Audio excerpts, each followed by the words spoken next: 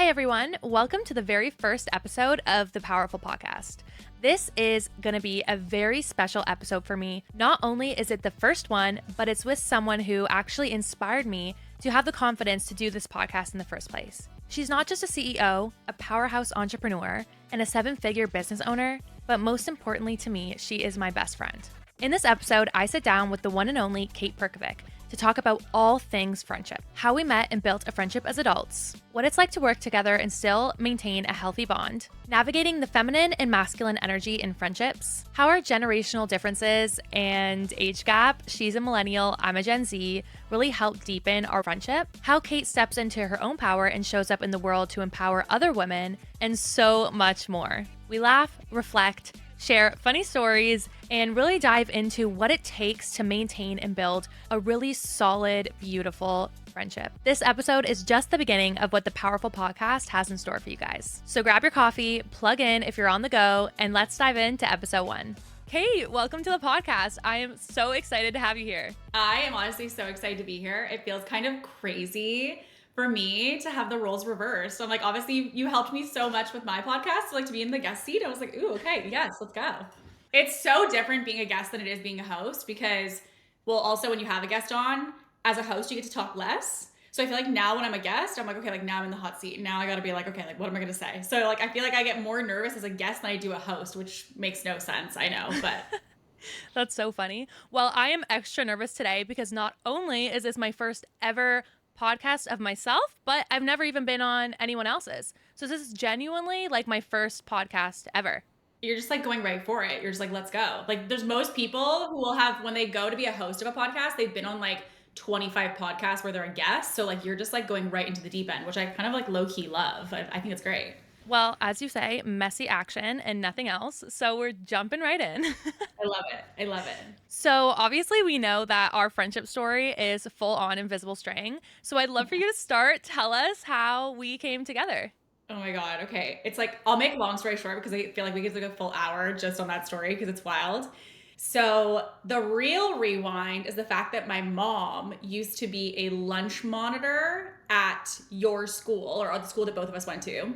Shout out Holy Family. And so when you were like a little munchkin, she was a lunch monitor at that school. So that's just like context I want everyone to have. And we both went to the same school, but me and you are like several years apart in the sense of age. So because You're of a that, millennial and I'm a Gen Z. So let's just, just so let's just put everyone's that out aware. there. Just so everyone knows the gap. So basically what happened is like fast forward, like we didn't know each other growing up. Our families knew of each other. Like there's like so much like weird overlapping history that didn't come to the surface until like basically we formally met. And so how we formally met was like for me, kind of like you were saying briefly, like I have a business, an online business. And so because that we do social media. And so when we were growing the business, we were looking for somebody to do social for us, specifically TikTok. And so I was like, okay, I'm going to put up a posting. And like I asked anyone on my team, share this on your socials. Let's see if we can find somebody for this position before we go to like Indeed and all that stuff. So anyway, we went to post on social and my sister posted because she works with us. My sister posted it and your sister, Alexis, was the one who basically had recommended to you, hey, I saw it's posting on so-and-so story. You should totally apply. Yeah, like I feel like you should tell like how you felt in that because obviously. Yeah. So at the time, I was just working a part-time job at a liquor store and I didn't really know what direction I wanted to go in. And so my sister came to me and she was like, oh, like this girl that I know, Holy Family, HT, her sister's looking for someone to help with social media. And at first I was like, why would I apply to that? Like, I don't have any experience. Like, Yeah. I'm just some random 21-year-old. And like, no. Like, I rejected it so hard at the beginning. I was like, absolutely not. And then she just kept pestering me, which thank you, Alexis. But I was like, no, no, no. And then finally I was like, yes, like I will email, but just to shut her up. Like, I was like, I'm not emailing. And so a week later, she's like, Caroline, did you email? And I was like, fine. I sent an email and I heard back essentially like right away. Laura was like, okay, great. We'll schedule an interview. And I was like, what? I'm going to get on this call and have nothing to say to myself. Like, oh, like, what's your background? What do you do? Literally nothing. I don't do anything. So And like Laura's an important part of this story because my sister, because she's kind of like somebody who maybe like didn't fully listen to the instructions of what was supposed to happen. But basically when we put up this posting, I said to Laura, I was like, listen, I'd love to get some like candidates. Like I really want to get a couple people that I feel like we could interview, see if they're a good fit, and we'll go from there. And basically what I wanted her to do was interview people, vet them, and then I was going to interview them to see if we wanted to hire them. And so I remember my sister being like, oh yeah, I have an interview right now. I'm going to go interview her kind of thing. And then I'll circle back. And I was like at the same location as her. So like we were working there. Anyway, goes and does the interview with you for this position. And she's like, she comes upstairs. She's like, I think it's going to be great. She's fantastic. She's super creative. She loves to sing. Like there's all these things. She's just like, she's a great fit. She's very creative. And I'm like, I love that. So when's my interview with her? She's like, oh no, I hired her. And I was like, you did what? And she's like, I hired her. I gave her the position. So I just said, we'll start and pick a start date and we'll kind of like let her know and we'll send out the contracts and everything.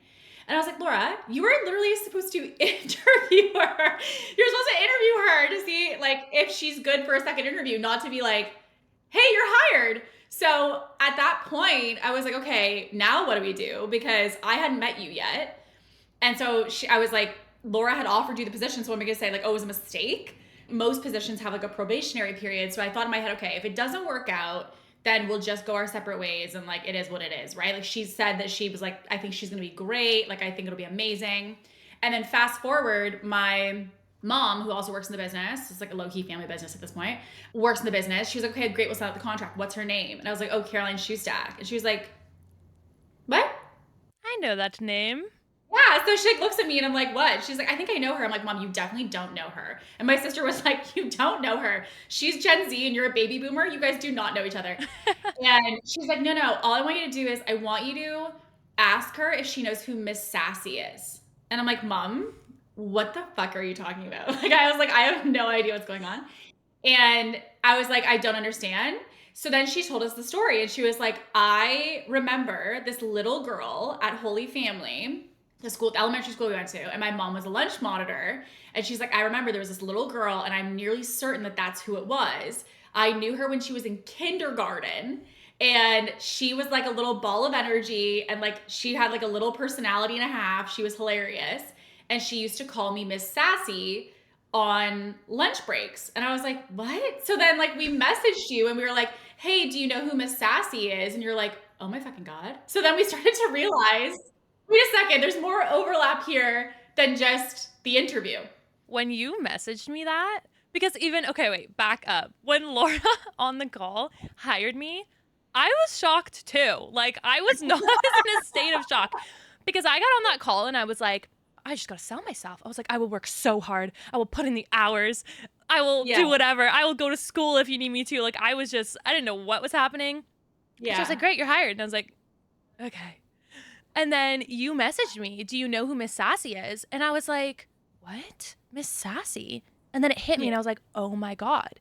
Like, how does she know Miss Sassy? Because Miss Sassy to me, like, you got to understand, like, this was not just a lunch monitor to me.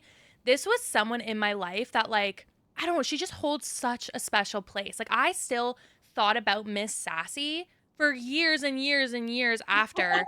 Like, in high school, I would think about Miss Sassy. Like, we would have conversations because there were times, like, at recess, like, I didn't have anyone to play with and I would just hang out with Miss Sassy all recess. I loved her so much. Yeah. And yeah, when you messaged me that, I was like, wow, this is like so crazy. I was like, yeah, I do know who Miss Sassy is. How do you know who Miss Sassy is? It's my mom. Like, that's my mom. Like, wow. And then I remember, like, obviously we got hired and then I was living at my old apartment and I was like, okay, like I need someone to come do TikTok. I knew nothing about TikTok at this point. Like, genuinely. I didn't either. Yeah. You would never know though, because you came to the apartment. I remember me and you had chatted. Obviously I was like, I want to meet her before I meet her. Like, I want to know who we hired basically. So I remember we had a call and then you came to the apartment to start filming TikToks. And I was like, okay, like just bring concepts and we'll start filming that day. So then all I remember about that day, because like obviously at that point in my business, everything was kind of like a blur and like chaos. But I remember at that day, it was like, okay, just give me direction. What should I film? Show me like the ropes and like I will just do whatever you tell me to do. So you're like, okay. So then you were like, do this. And I remember I would film a TikTok and you're like, like that, but like do it like better. And I was like, what? Because I was like, this is like someone we just hired. I don't know you. And you were so honest. And for like 30 seconds, I was like, what did she just say? But then on the flip side, I was like, I love this because I feel like she's actually honest and she's not just like, great job. And then I'm going to hate it when it goes up. You were literally like, honestly, you're not going to like the way you look in that. You're going to want to do it over again. And I'm like, okay. So like, Because I would want someone to tell me. Yeah. That's my thought process. I'm like, I would want someone to tell me. I was obsessed with the honesty. I was obsessed with the honesty. And I was like, okay, great. Like, I love this. And then genuinely, we started to realize that like our parents knew each other. My grandpa knew your dad. Like, there was like just so much overlap. We have 4 kids in our family and you have 4 kids in your family. And like, we're all kind of like in similar age brackets to each other. It's really quite crazy. And so we started obviously as like, hey, I do TikTok. And then I was like basically the one being filmed. It started that way. But then like, I feel like basically overnight, I was like, wait, I'm like literally obsessed with her. And then we started traveling and then things kind of honestly just like took off from there. Cause it's been like what now? Like years. Like I want to say like 5 years or something along that line. It's been a long time. It has. I think it was 2021. Yeah, 2020 or 2021. Yeah, because it was before COVID, for sure. But yeah, no, that day was so funny. And I just remember we were talking about this morning, but I had no idea what you did for like the first month of us working together. I remember I asked Laura about 1,500 times, what does K2 again? Wait, what? I don't get it. Like, nobody gets it. The basis of it for anybody who's like, I don't understand, what do you do? Is basically our business does consulting or coaching for other businesses who want to know how to use anything online to run their business. So like when COVID happened, everybody needed to have an online business because they couldn't work in person. And then when everyone realized they could work from home, they're like, wait a second, I think I want this like forever. And so then now what we do is help people who have an online business to grow it or to move their business online. So it's like the basics of, if someone's like, what do you do? The basics of how I'd explain it. It's not that hard to understand. It's not that hard. It's not that hard. It. It's so confusing. It's not that hard, but everyone seems to struggle. So we very quickly became best friends. I was like, this is my girl. This is my girl. Really, really, it was just so organic. And I always say, like, you were meant to be in my life. Like, we were meant to be in each other's lives. I don't know how I lived my whole life without you. I really don't. No, you guys don't understand. We literally were our houses, like our family homes. I could walk to Caroline's house within 5 minutes. And yet we went to the same elementary school. Our families knew each other. We were a block away from each other, but I never had met you. But I was like, that's so weird. So like, but I knew your sister, Alexis, and I knew Erica, like when she was like, oh, this person, that person, like I know them. But I was like, there's a 4th one. So like, I didn't know the fact that you existed until all of this happened. So yeah, it honestly felt like it happened overnight. And then I feel like obviously it took off because we were traveling all the time. So like when I was traveling for work and I knew you would like still technically do, but like at the time it was much more, you had the travel bug and you were like, I want to fucking travel anywhere, anytime. Like you just let me know, girl, my bag is packed. And I was like, okay. So then when I would have a business trip, I'm like, hey, do you want to come with me and shoot content? And you're like, yeah. So then it would be like, we would go to San Diego, we would go to Montana, we would go like literally all over and just travel together. And then it kind of like, it didn't feel like work because we were just traveling and hanging out. And then you were doing content, which you love. And I was doing what I love with the business. So it was just like, we just got to like hang out and work and like live life together. It was the best. Yeah. And I think for us too is we have a really good balance of friendship and business. Like we know when to turn on the business and when to turn it off. And I think that's super, super important to do. Yeah. And so I know you obviously worked with family, but had you ever thought about hiring one of your friends or how did you feel? Because obviously you were technically my boss at the time. How did you feel that we were starting to shift dynamics into friendship? Like, did that scare you a bit? Were you like, no, this works? Like, how did you feel about that? It's such a good question. I mean, I think like for me, initially, to be honest, I was like, you always have that corporate thing of like, you can't be friends with your employees. Like, that's always like how I thought about it. It was like, if people work with you, you cannot be too friendly with them because if you do, they're not going to respect you. They're not going to whatever. And I think that it is to an extent true, but only depending on the person. Because I think the individual that you're talking about is just as important about the situation. I think to your point, and like we've obviously had conversations about this, but like for other situations or other people, but like I think for us, we have a very big mutual respect for each other that I'm like, I recognize that like content is your job and like you recognize that this is my job. So like because of that, we respect the two buckets of friend and business. Like there was a moment in our business where like we were really pushing for sales, and I remember like pressure was high, energy was like we're going for this target, like we were like everyone has to perform, and it was like holy fuck, there was so much pressure, and we were literally me, you, my sister, my mom sitting at my dining room table for hours and hours and hours a day working on this goal. And I remember everyone was under so much pressure at that point, but it was never like that bled into our friendship, because like I think like for us we just always had them in two separate buckets.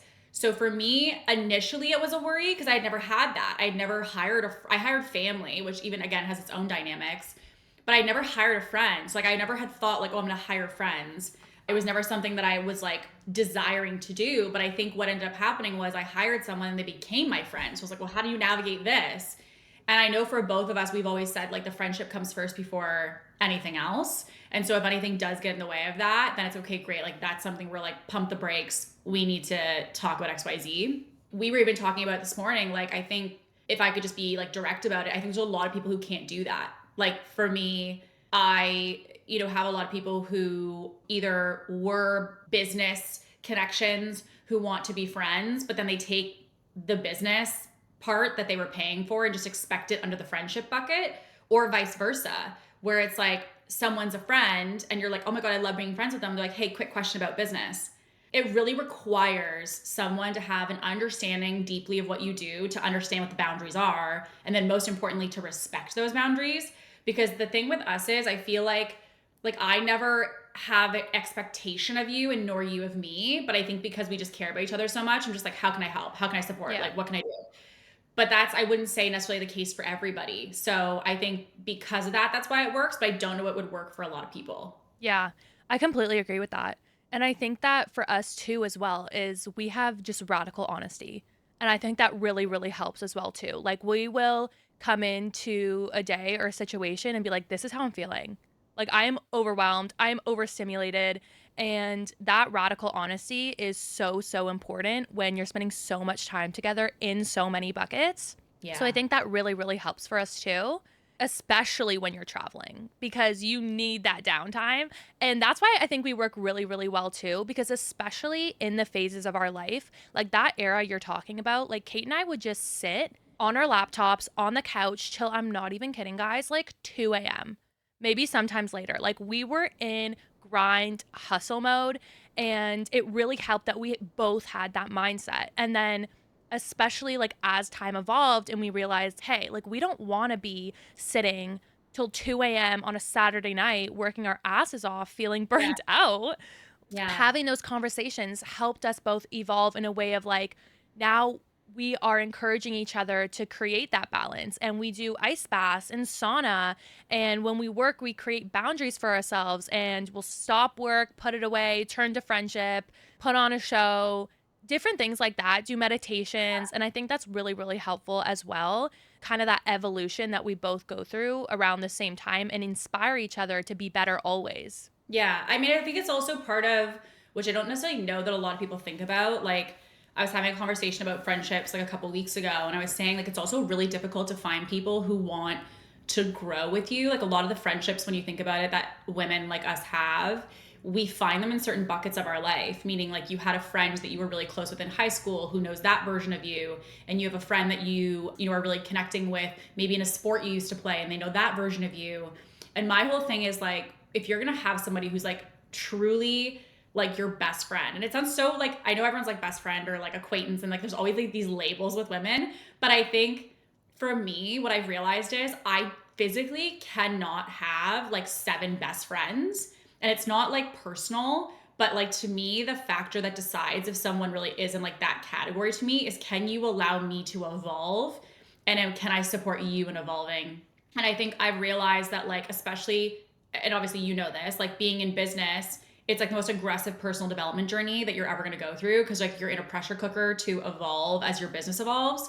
And so I think if someone was latched on, for example, like again, years ago I was a server, if someone was latched on to like that identity of me, or like you at LCBO, and they're not open to your evolution and like, welcoming these new series or versions of you, it makes it really difficult on a friendship, because it's like you're changing, which is not a bad thing. But if the other person can't kind of get on board, then it means the friendship doesn't work. And I think part of why we work is like, you know, even obviously like we don't really talk about it, but our age gap, right? Like I'm gonna probably have kids before you'll have kids, which means that my dynamic will change. And like even for us right now, we're kind of like quasi in different seasons of life. Like I'm really like, I wanna get married and I wanna have kids and whatever. And like that's like my number one thing. And like you're also like you're in hustle mode and building your life and you know, career and all of that. So I think it's being able to accept the person as they are, but then also allowing them to evolve. And I think that's why some female friendships don't work, is because people can't hold capacity to do that. Yeah, absolutely. That is a huge thing that has been a part of my journey as well. Like, I remember there has been multiple occasions where I've had to say, no, I can't go, I'm working. And for a long time, I felt like you were one of the only people who understood me when I said that, and vice versa. And so I think that's a whole level too, is just what you said, is just accepting people for where they're at in their journey. Because it's really hard to do when someone's in front of you and they're changing and you're like, wait, I don't recognize you. So I think that's super, super important. And to our age gap, yeah, because obviously it's like we have an age gap, but we're also in different generations. Yeah. And I think for me, it felt really normal because I have three older sisters and I would always Yeah. hang around their friends and am friends with their friends. So for you, how did it feel like this 21-year-old millennial? I'm not a millennial. This 21-year-old Gen Z coming in. Did that feel Yeah. weird for you to start becoming friends with someone younger? I think, you know what, if I'm gonna be really honest, I think it's weird for other people because everyone's always like, you guys are such different ages. Like, you're literally in such different phases of your life. How are you best friends? Like, it literally doesn't make sense to me because, like, you're just in such different things that you're working on. But I think, like, if in my opinion, I think you give me perspective of like not getting into like the vortex of life, like, meaning like not getting so sucked into making things so serious, so overwhelming, so like high pressure. And I think on the flip side, if you were left to your own devices, you would fucking flee off to Costa Rica and like, you know what I mean? Make smoothies on the beach. So like, I feel like on the flip side, I try to be the balance to your freedom to say, okay, but like think about the future. What about this? And then for you, I feel like you're the opposite to me, which is like, I'm so in the future and like planning and structure and goals and whatever, that I just forget to have fun. And I forget to like literally just like embrace and like enjoy life. And I always say to people, like, Caroline's a rainbow, because I'm just like, she just like goes into a room. She's just like, everyone who knows you knows this, but like, it's just a like high energy, like just like light. And the thing is, which I think is important, it's not in the absence of you going through things, which is why it's inspiring to me. It's not like you haven't had your shit just like everybody else has their shit, but I think your perspective is so light and bright. And so for me, I think for me, the gap is not really a thing for a couple reasons, because again, we balance each other out in the areas that we both have as our lack. And then I also think you in general are more mature than a lot of people, like in the sense of there's people that I know that are that age where I'm like, I could never spend time with them. Like, there's no way, because of just the conversations they have, like the things that they care about, whatever. But I think on a deeper level, it's the values. Like, even like you're saying with like, you know, ice baths and downtime and, you know, business stuff and travel. Like, there's just so many overlapping values that both you and I have. So because of that, like the age portion of it doesn't really matter. And like, if you think about it in a different context, like non-friend, if you dated somebody who was like, I don't know, 5-7 years older, like it wouldn't be a big deal. So I just feel like from a friend perspective, I feel like it's also not a big deal. 100%. I completely agree. Yeah, the values things is super, super important. I feel like to me, I never really see age. It's just a number. Yeah. Every job that I have worked growing up, I would always become friends with like the 40-year-old mom. Like, Yeah. that would be my chick. That's my girl. I love her. And that's my bestie. And I remember people in my life being like, I would talk about these friends at work and they'd be like, that's who you're talking about? I'm like, yeah, that's my girl. What are you talking about? She's my girl. Like, I just never saw it. So Yeah. for me, it was never something in my head. It only came from other people. I was like, no, this is Kate. I don't care how old she is. I Yeah. care that we support each other. We have amazing conversations. We can Yeah. be fun and silly and, like you said, travel together and work together and do all these things. And yeah. I feel like it's also for me, which I realized, because I feel like female in friendships is like its own like 3 hour podcast. But I feel like there's also, I always saw people who would say like you have friends you can be around that you don't need energy to be around them. Like you can just like I don't need to feel any way, be a certain way, look a certain way, like whatever. And there are friends that I have that I love dearly, but I don't feel that way. Like I feel like I need a battery to be around them. And like I love them to pieces, but it's just the reality of like I don't feel like I need nothing to bring to the table to spend time with them.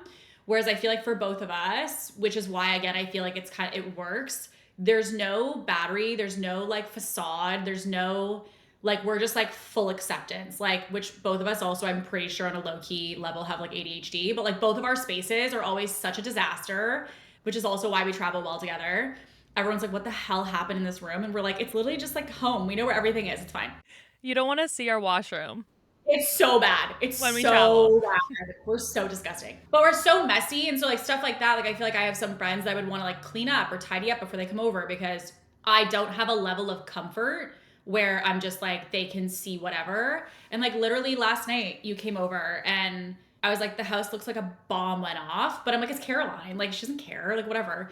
And I think that again, like the level of comfort allows you to have this like synergy with a friend that you might not necessarily have with other people. I really think it's to your point, like you're saying, deep conversations. I think the deeper you go with a friend, the more real you can be. And then as a result, the less battery you need. Oh, yeah. It's so true. I remember the first time I went to your house. This wasn't the first time, but like the first time I went to your house wearing pajamas. You were like, what are you wearing? I was like, it's the middle of the day. I work from home. I'm wearing pajamas.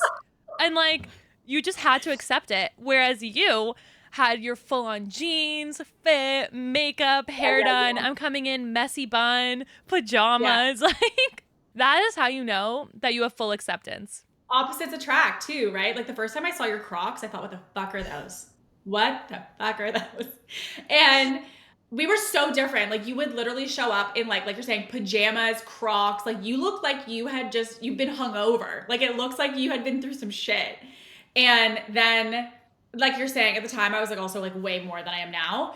I had to work through my stuff, but I like did not have sweatpants. Like I literally didn't own sweatpants till I met you. I didn't own a sweatsuit, which is actually psychotic. But The first day you came wearing sweatpants was the best day of my goddamn life. Like, truly, that is like top 10 moments of this chick's life. You coming in wearing sweatpants. So proud. yeah, Such a proud moment. I was like, guys, I bought my first sweatpants. Are we happy? I'm so excited. I like literally didn't have sweatpants. I was just like so like done up all the time. And then I remember you being like, trust me, like you want this life, like live this life. It's so good. Join And so the I was dark like, side. yeah, come to me. So I was like, okay, fine. And then now I have like 9 sweatsuits because I'm just like so obsessed with matching sets now. When you're around the right people, they'll pull out a side of you in a way that you didn't even know that you needed.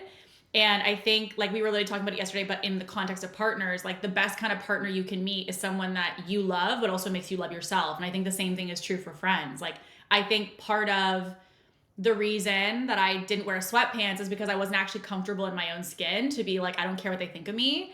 And I think that's also something that you do really well is like you genuinely, like, you don't just say this, you genuinely don't give a fuck. Like if you wanted to shave your head tomorrow and people are like, Caroline's lost her mind, you're like, what up guys? Like you'd have a shaved head and you would not care.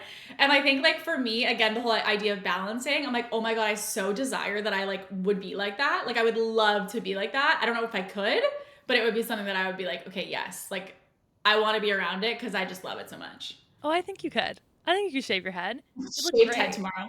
Shaved head. Rebrand 2026. Kate's coming with a shaved head. We love it. Here we go.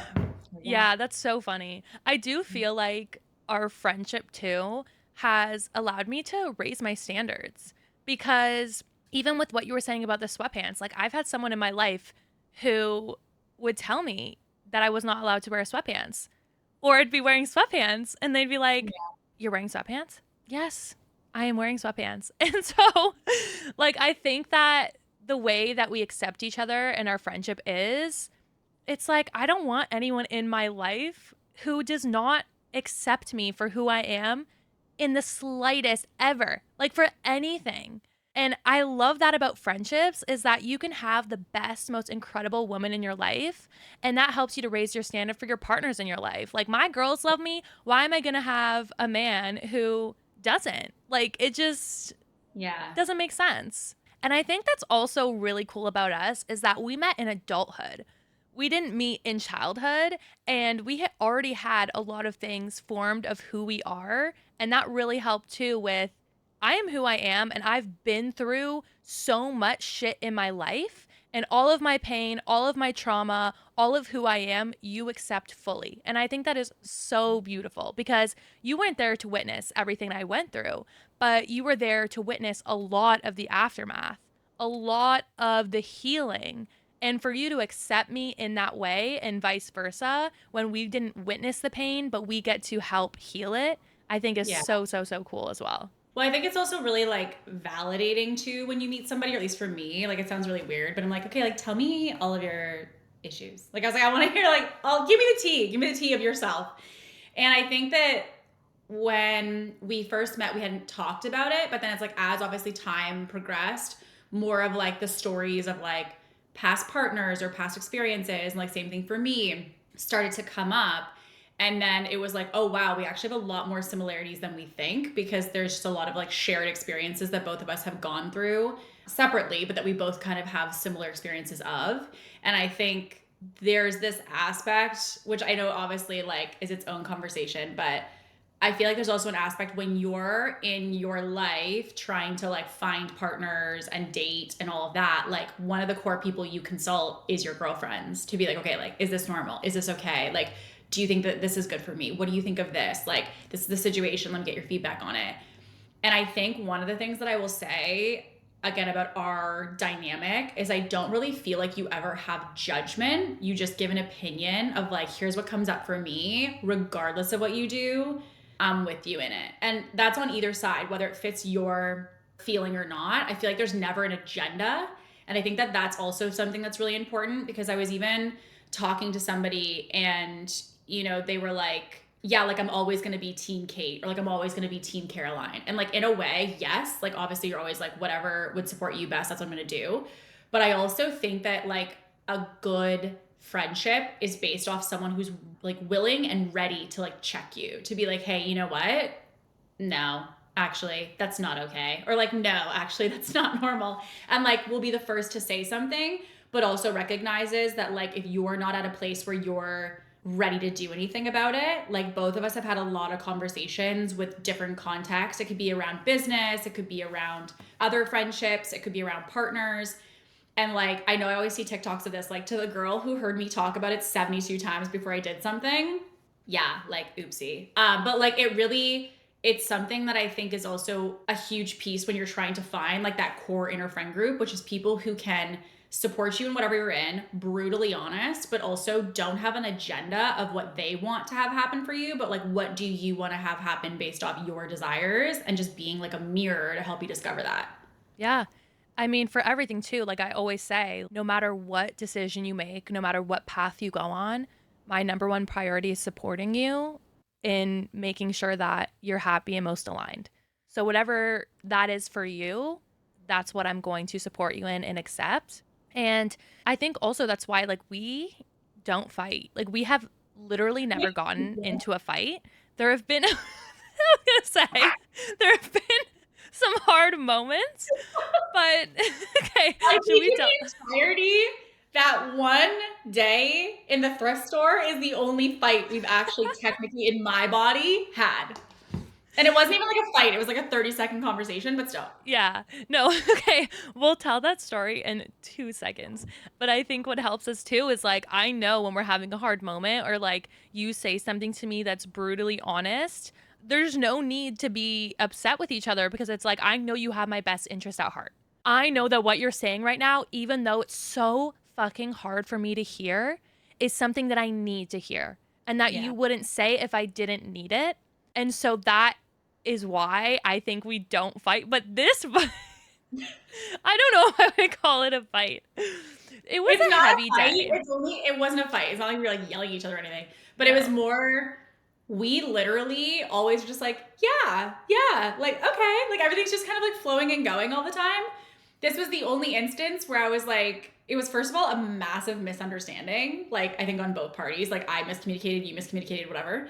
But I think it just like because of how both of us process, which is we shut down and we push everybody away, which is both of our responses, we basically went and fled to separate corners of the universe in our mind. And it really, yeah, it's like the only fight in my record that I could remember us or like have any mindset of like, okay, that was a disagreement. Yeah, I just remember we were in some thrift stores and we would just be on opposite sides of the thrift stores and then like slowly pass each other and then walk to the other sides but not say a word. And I remember for the first half of it, and this is Yeah. something too, is like it's so important to know the tells of your friends and to respect their boundaries in that way. Like when they don't want to talk, don't push it. Just let them not talk. So I think for the first half, I was trying to talk to you. Like I was like, can you just like can we talk about this? Can you answer me? Like I was pushing, pushing, pushing. And you were like, I just, not right now. But then it switched. Like I remember we were walking to the car and you were like, are you gonna say something? We were in the car. You were like flipped, trying to talk to me and trying to get it out of me. And I remember just like, I can't talk right now. It was like completely. And then we ended up talking about it. There was a moment where I was crying and I was like, I want to go home. I want to go home. The long and the short of it is basically that we were traveling together and someone had said, do you want to go out basically tonight? And then I was like, okay, like, yeah, if Caroline wants to go out, then like ask her because I want to obviously be considerate if she wants to go or not. I was like, I can go. I don't care. But like, let me know. Go ask Caroline. So this person went and asked you, was like, hey, do you want to go out? And you're like, yeah, sure. So I was like, okay. And then in the middle of the day, at some point, you had said to me like, "Hey, like I don't like if we could just stay in and chill." And I was like, "Oh, it's like maybe Caroline doesn't want to go out." And I know this is not in context of the situation, but I know that like you're always like you just want everyone to have fun, like you just want everybody to be good. And I know that this is your coping mechanism. Like you sometimes allow things to happen that you don't actually want to have happen because you just want everyone to be good. So in my head, I was like, did she say she wanted to go because she actually wants to go, or did she say she wanted to go because she wants everyone to be good? So then when we were in the thrift store, we were talking about, I was like, yeah, like so-and-so said we're going out tonight. But like, I remember you said you didn't want to go. And you're like, oh, well then like, we don't have to go. So then I felt like I was in the middle and I was like, wait, what the fuck? Like, are we going or are we not going? So I was like, shoot, well, why'd you say you wanted to go? And you're like, I don't know. And then like, we just like, we're talking about basically nothing. The conversation was about literally nothing. And it was about the fact that you were good on either way to go or not go. I was good on either way to not go. And then I was like, I don't even know what the conversation was. I don't remember exact words, but I was just like, yeah, like it's whatever. Like I'll handle it kind of thing then. And you're like, what the fuck over there? What the hell over there? So I was like, don't worry, like I'll figure it out. I'll figure it out. And then I didn't know because I was like, does she actually want to go or not? I'm not sure. So then anyway, we got spicy with each other for 30 seconds in the thrift store. And then exactly as you said, we were like passing ships in the night. Like we were just like in the thrift store. And I was like, so then anyway, I was like, hey, like you were trying to talk to me. And I was like, I just can't because I shut down. And then I processed while I was in the thrift store. So then as we're leaving, you had been trying to talk to me and I wouldn't talk to you. So then it flipped exactly as you said. Then we're in the car and I'm like, Caroline, and you're like, no. So I didn't say anything. So then you weren't saying anything. I wasn't saying anything. And then our friend, we had to go pick up our friend. So then they got in the car and we're like, what the fuck is going on? And we're like dead nothing. silent. Dead silence. Also, I should note this person was coming from like dental surgery. So like it was like really not, it was sucks actually. I feel really bad. But it was like really, really tense in the car. And anyway, like they're driving and they're like what's going on? And we're like, nothing. Neither of us are saying anything. They're like, honestly, fuck this. Literally drove to a park and was like, you two are gonna hash it out and figure it out. Because Caroline's like, I'm done. I'm going home. And I was like, I didn't say anything. Complete shutdown. And like was just so tuned out. And then anyways, basically the day goes on. Caroline went for a walk. We like separated for like 2 minutes basically. I stayed in the car. She went for a walk. Then we went back to our house that we were sharing together in traveling. And then we were on the couch. We're like, why are we being such cunts? Like, why are we like, are you good? You're like, are you good? I'm like, I'm good. And you're like, okay. And I'm like, okay, cool. We're like, yeah, like, why are we such dicks? Like, it just literally was so dumb. But it's the only instance that I literally remember in our entire friendship where I was like, oh, okay, like she hates me. You know what I mean? No, because we were literally saying the same thing. Like I was like, yeah, I'll go, but I could also stay. And you're like, yeah, I could go, but I could also, like, what were we were saying the same thing. You know what I really think the root of it is like both of us don't really like do the best speaking up for ourselves. So like I was like, you speak up for us. And you're like, no, like just you speak up for us. And I'm like, no, you do it. Cause I was like, I don't want to be the one who changes the plans or goes against whatever. And I think both of us are like, yeah, like whatever works for everybody. Like it's whatever. Like it's whatever. It's kind of our mindset all the time. So then when we were like, okay, do we want to go? Do we not want to go? Then it was just like this whole thing. And it just like literally spiraled. And exactly to your point, it was literally about nothing. And then when we sat down and we had food and we were not hungry anymore, whatever, we're like, wait a second, this is really stupid. This is really dumb. And that's literally the only conversation in my entire memory that I can think of. Yeah. And I remember sitting on that couch too and being like, never again. I was just like crying. I was so sad. I'm like, never again, please. I love you so much. Yeah. Yeah. That was so funny. Yeah, we got burritos and that really helped. I find both of us are very cranky when we don't have food in our system. Yeah. That, and then I would also say like when we have drinks, like when we have a couple too many drinks, I get really like spicy. Yeah. Or I run that's away. so funny. Or I run away. That is too good. Oh, I love that story. But yeah, no, we don't fight. We don't really disagree. And I love that about us. We're just great. We're chilling. We're chilling. So, from these stories, as you guys can probably tell, we are very similar, but we also are very different. And that was very evident when we first met each other and started becoming friends. Kate was very much in her masculine to the core. Yeah. Like there was like no feminine peeking out. And by this, I mean feminine and masculine energy for those of you who are aware of those energy types. And for me, I was very much in my feminine, like very much in my feminine. And so when we came together, it was very much like a, not clashing, but a wake-up call to like, whoa, like that exists. Yeah. What did you think or feel when I first came in and was in that energy so heavily? I thought you were a fairy. I literally thought like this girl's a fairy. Like that's all it comes down to. She's a little fairy rainbow. Honestly, it was good. Again, like the whole opposites attract. I feel like it was good because it was exactly to your point, an aha moment of what you lack. And so like I used to really associate feminine on the extreme. And like obviously like you were more into crystals than me, more into like energy work than me. And like it was something that I was so terrified of. I was like, I literally don't understand any of that. Like it was just, I just didn't get it. And then slowly over time, I was like doing like new moon ceremonies with you in the backyard. And then like slowly over time, I was like going to your healer. And I was like, okay, wow, like this is kind of like slowly you started to introduce me to it. But I think that it was also kind of needed. Like I think that if we are around friends that are so much like us, like everyone jokes that there was like years in my life where like I slept in a blazer because I was just like so like not actually, but like I literally was so deep in my masculine that I like didn't know how to be free and kind of like chill and just be and like not care. And I think there was just so many different little instances that you introduced me to that it just kind of gave this like permission slip in a way to say, okay, great. Like that's not who I've identified myself to be for this entire time, but like, what could that look like? And so it was just this aspect of curiosity. And so like, even I remember you were like, hey, it's a beautiful, afternoon. We should do a new moon ceremony in your backyard. And I'm like, what the fuck is a new moon ceremony? I don't even know what that is. And so you're like, we're gonna have a fire, we're gonna have some food, have some drinks, and then we're gonna, like have our journals out and we'll just like talk and like, reflect and whatever. Anyway, it was amazing. It was great. And it's like one of my fondest memories. But also I at the time was like, what the hell is a new moon ceremony? So I think is like good to be around people that like sometimes people are like, I want to be around people like me. And my biggest advice would be find people who are nothing like you, because there's something that you can learn from somebody else, even if it's like, again, to your point earlier, like sweatpants and Crocs, and I was wearing like heels, jeans, and a blazer. You know what I mean? Like you're thinking, how does that work? But now, exactly to your point, like you've shifted more into the masculine to kind of come back to center. I've shifted to come to center with the feminine. And I feel like a totally different person because of it. Like I feel like I had so much structure that I didn't allow myself to have fluidity. I was trying to be so perfect and so on all the time that I wouldn't allow myself to just be who I was and allow people to accept that for that. And with all of it, I think it just allows you to explore the other side because you have somebody who's an example of that.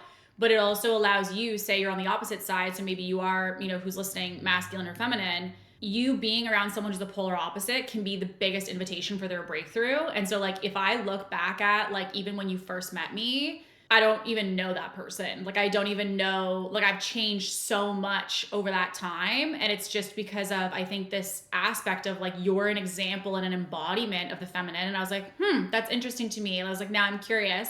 And then I think on the opposite side, probably for you in some aspects on the masculine. Oh, 100%. I feel like throughout the years and watching your journey, I definitely have seen you soften a lot and step into who you are more and step into alignment. And I've seen a lot more love and acceptance for yourself from you. And I think that is so beautiful. And I'm just so proud of you and how far you've come from when I first met you. I mean, you're getting 8 hours of sleep a night now.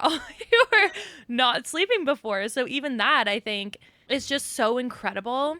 And for me, I came to you very much in my feminine, which is very beautiful, but I was very broken. I did not have a voice. I did not have any motivation or determination to turn my life around.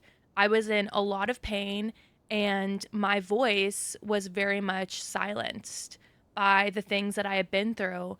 And so for me, and I don't know if, I mean, we've talked about this a million times, but I don't know if I've said this exact words to you, but you have been such a pivotal person in my life for me to step into my own power. Like I saw someone in front of me who took their circumstances and completely changed them around. And especially your mission with your business is helping female entrepreneurs and CEOs hit that 1%, 2% of hitting 7 figures in their business. Like that to me was absolutely insane that you had built this for yourself and created it for yourself. I did not know that was possible. I did not know that creating your own lane was accessible for someone who didn't have money backing them up or parents who could support them in a really big way or a platform or anything like that. So the fact that I could see you use your voice and stand up for yourself and say, no, this is the life I want to create and be so empowered was so essential for where I am now in my life today. Because now I always say, what would Kate do in this situation? And not the fact of we're building the same lives, but in the fact of you're just so sure of what you want and you go for it. Like we said in the beginning, with messy action, with not a care in the world of anyone thinks this is the right decision. This is what I want to do. This is the life I want to create.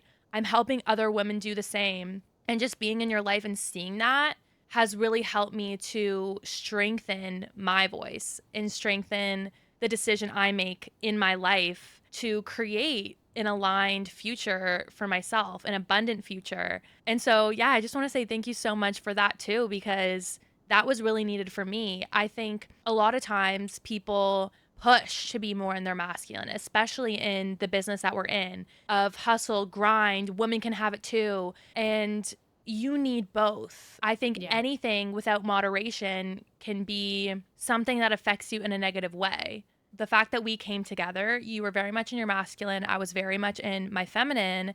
We balanced each other out. And now I feel like we have a really good hone on both of the energies. And of course, there are times where there's a little bit more masculine, there's a little bit more feminine, and you sit into that wherever it's needed. But yeah, I think that is really special of us coming together too, because we got to bring that into each other's lives and really nurture that for each other.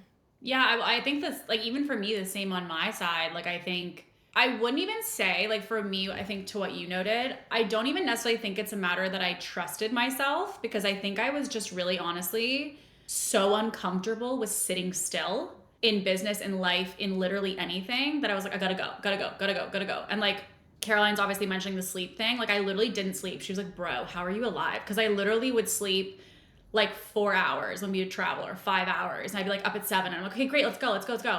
And I thought I was like, I'm a high performer. I'm just like really high energy. It was none of that. It was the fact that I was running off of adrenaline. I was super, super stressed out. I was frankly like running in the cycle of burnout. And I think that probably in the initial aspect, yeah, I definitely would say that I have this kind of like charge head on and just like run through a wall if I have to make something happen. But I think that even for me, part of what I get a lot from your feminine is the fact that like there were so many things, because I was so structured, like this is how it has to be and this is what it has to look like, and like this. Your feminine energy made me go, okay, but what if it could be different? Or like, what if it didn't have to be that way? Or like, what if it was easy? Or what if you just did what you wanted? Or like, what if you just did what made you happy? Like, what would that look like? And genuinely, which sounds so silly, until we met, like those were not questions that I asked myself. Like I just didn't, it was growing up, not questions we asked. It was all about achievement, go, like do and become something. And I think being around your energy even now, like when we have conversations, you know that my dominant is masculine. So you're typically there to provide, okay, but what could freedom look like? What could non-structure look like? What like, and it's not to say that it's like go this side or that side, but it's like, how can we have these two sides come closer together?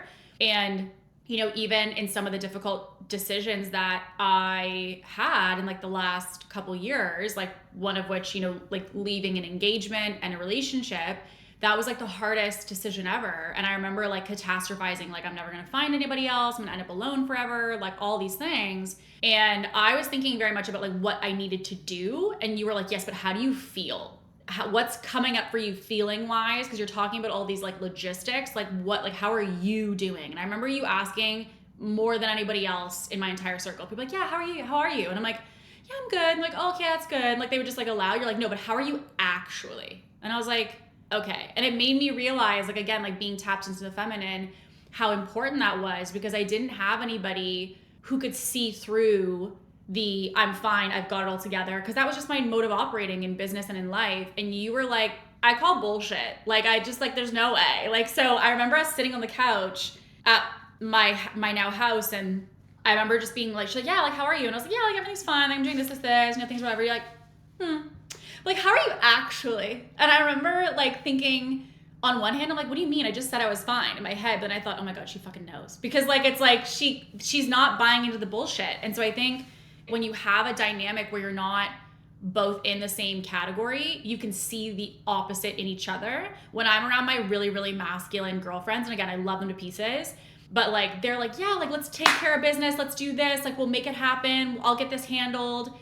They're not slowing down enough usually to be present. And so I get to hide in those conversations because I don't have to acknowledge. Whereas I feel like when you're with the opposite, there is no hiding because everything becomes really obvious and on the table. Yeah. And same vice versa. Even about this podcast, I literally was explaining to Kate, I was like, yeah, I really want to do, you know, a podcast series, but I'm going to make it like a mini series, and it's not going to be an actual podcast, and it's just going to go on Instagram, and it's going to be like short little snippets of things I'm talking about, and I'm going to have the whole setup, but it's not going to be a podcast. And she was like, okay, so you're half-assing it because you're scared.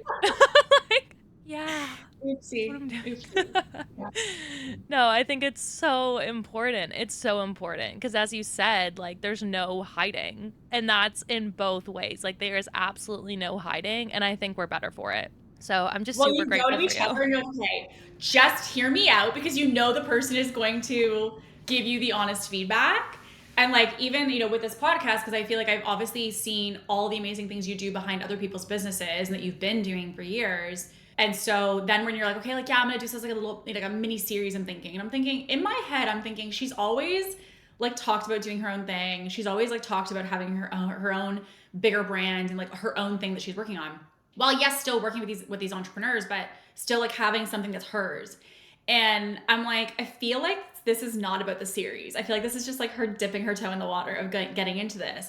So I think you having this spot to be able to have these conversations and have something that's yours, like, it's so needed. It's so long overdue, first of all. And I think also there's just like a lot that you know about past like dynamics. You've been at retreats with myself and other people. You've been inside of other businesses. You have like expanded your network significantly over the last couple of years. So like, I think the ability to bring all of that to people and have them be able to learn from all the different women that can come on is going to be like huge. And I think that that's because you're just like, okay, at 3, 2, 1, go, and you're leaning into it. But that piece of the 3, 2, 1, go is really hard to do.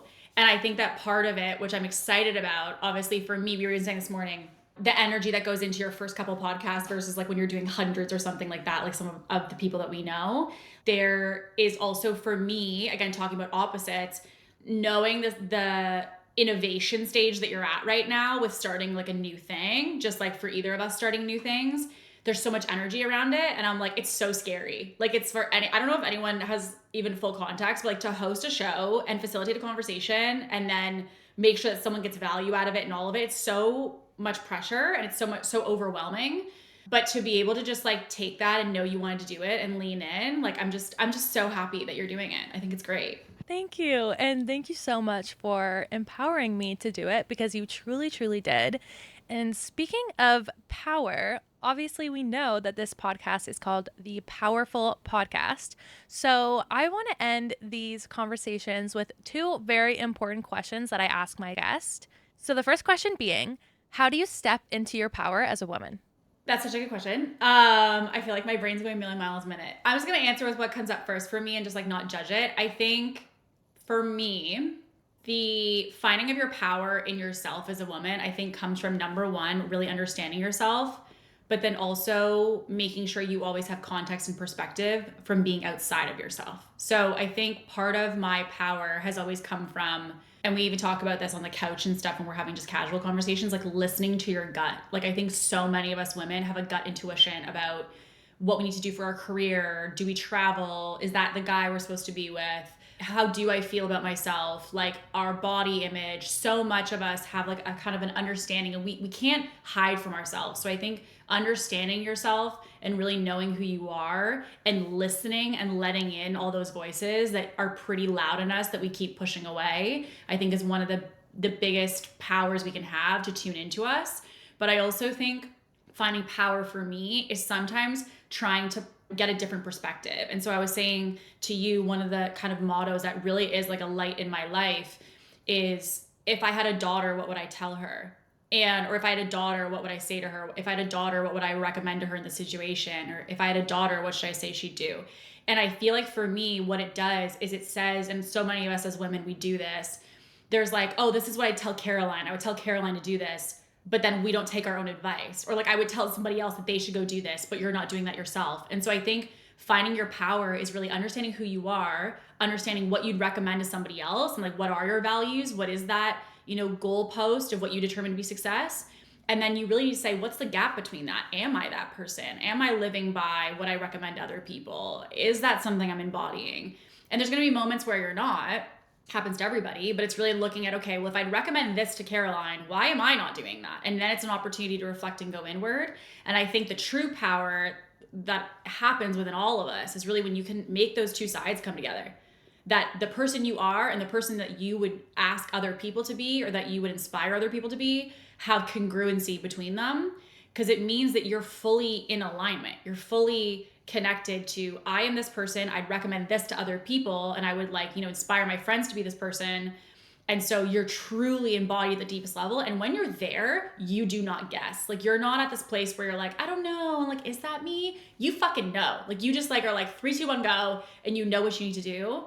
And I will say, when you can tune into that, when you actually trust yourself and can do something that's terrifying, but then you rip the band-aid and you do it anyway, you trust yourself and you build up the power. Like I think about it literally like with the actions that are scary and the things you don't want to do or the things that stretch you, when you keep doing them and putting in those reps, you want to think about that literally like plugging in your iPhone, and it increases the battery of power that you have within you.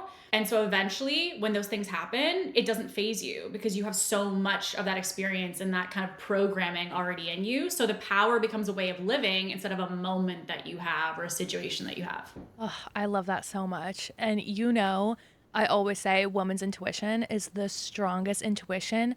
And to what you said it so perfectly, is that the more you trust that intuition, the stronger it gets. Like you will find that you're not questioning yourself as much. You're not guessing yourself, second guessing. You're like, no, this pull, this call, this intuition, this gut feeling, you'll start to notice those more and they'll get stronger, and you'll just start flowing and co-creating with the universe and with your life.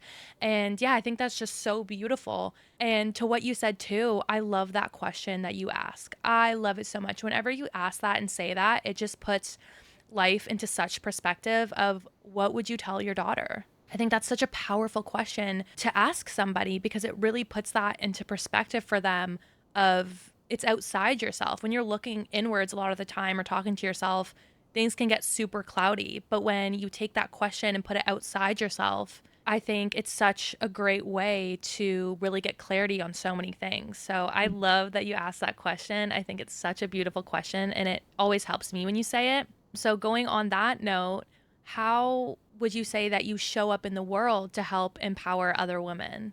I think probably the two things that come to mind would probably obviously be my business, which is like really very much obviously centered around helping women to be able to build businesses that allow them independence, financial independence, helping them to build wealth, change families, you know, be a mom, but also $1 million business owner. But I think the other thing too is kind of even back to a little bit of what I was saying for the earlier question is I think when you embody, you then allow people to witness what it means to be in your power. And I think for me, like when I see people who do brave things, it makes me brave. So I was like, okay, that means that that's possible. There's someone who did that really scary thing. I saw them or I witnessed them doing it. Or it doesn't have to be anything even crazy big. Like it can just be something where, say you, for example, and I'm like a very much like recovering people pleaser. Say you have someone who invites you to go out and you're like, I didn't want to go, so I just said I'm not going. And I'm like, oh, okay. And like I'm like, for me, I don't know that I would have the ability to do that. And it's something that I want though for myself. So I'm like, when I see you owning your power and stepping into your power and then just being in witness of that, it then makes me say, okay, great. Well, like, how can I be better? So like, maybe you know what? That person who said, hey, I want to see you next weekend and I really don't want to go, I'm just going to tell them I'm not fucking going. Because like, that's just, I don't want to go. And I think it's just when you have people around you who are really powerful women, it rubs off on you. Like it's that classic thing of like the you know, summary of the 5 people you spend the most time with. It really is. Like, I think the easiest way for me to impact more people is to say, how can I step into my power and be consistent in that? And if I can do that, just with other people witnessing it, the goal is that they can be inspired or motivated or have an aha moment that allows them to kind of be the domino of that behavior. And the reason I also think that is because so much of what people think changes people or creates impact is what they say. But there really is like this whole idea really that comes up, which is there's what's taught and there's what's caught. Like as kids, we don't necessarily listen to what our parents say. If they say be clean, be tidy, clean up your space, but their office is a mess, we recognize like, okay, great, like they're saying this, but like this is who they are. And I think the same thing is true as women. Like when we are saying we're powerful or when we're saying we're this person, great to say whatever you want, but are you like living it? Are you like embodying it? Because when I can see you really leaning in, it makes me super inspired, not because you're telling me to be inspired to be that. Oh, that is so true. So true. And that's part of the reason why you inspire me so much. And what you're saying right now is like you do that. Like you genuinely do that for people because you don't just talk the talk. And actually, you don't talk the talk. Like you don't talk about what you're doing. You show up and are already doing it. And I think that's super cool because people are like, "Wait, what? You're doing that?" Like meanwhile, you're like halfway done the project. Like Yeah. you just walk Yeah. the walk. And so a testament to that of like everything you're saying you do and you do for so many people around you. And I think it's so incredible how many women you impact. It's so beautiful. And yeah, you're just incredible. And I'm so happy that you are not only my first guest, but that you're here joining us on the podcast.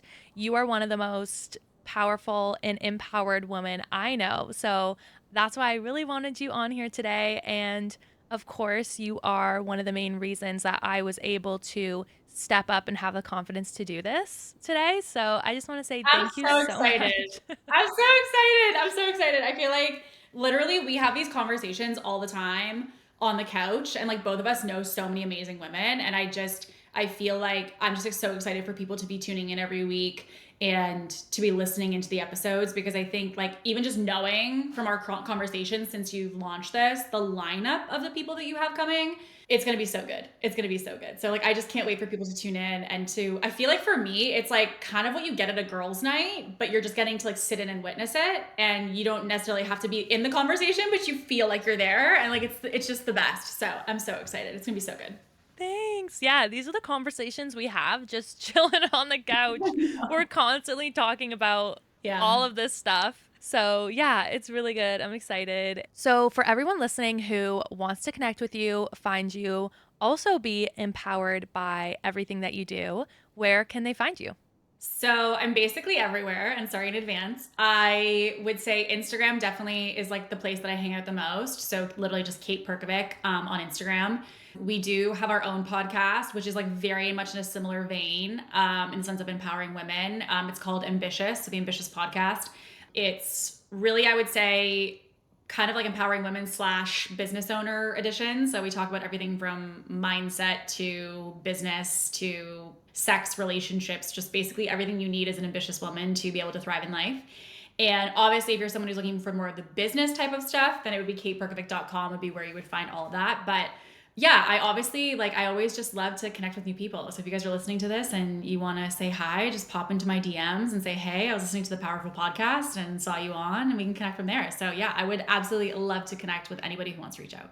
Amazing. And yes, guys, her podcast is insane. She has the most incredible people on there, and you will learn so much from what she has to say and what she has on her podcast. So please go listen to that. And everything will also be in the show notes for you, her Instagram, her handles, everything there. So you can find her, connect with her, and don't feel shy. She is honestly the most incredible, nicest, welcoming, warm human being. So don't feel shy to reach out to her. Thank you so much, Kate, for coming on the podcast. I love you dearly, and I so appreciate you being on and talking with me. Thank you for having me. I love you. It was honestly so fun. And like, it feels like we get to do our couch conversations with a microphone. So like maybe our part 2 one day will have to be on the couch. So like, I'm here. Yeah. Oh my, we should do a part 2 on the couch, guys. So stay tuned for that. Part 2 will be coming. So, with that being said, if you guys enjoyed this episode, please like, follow, comment, subscribe if you want to hear more of what's coming and to be notified of new episodes launching.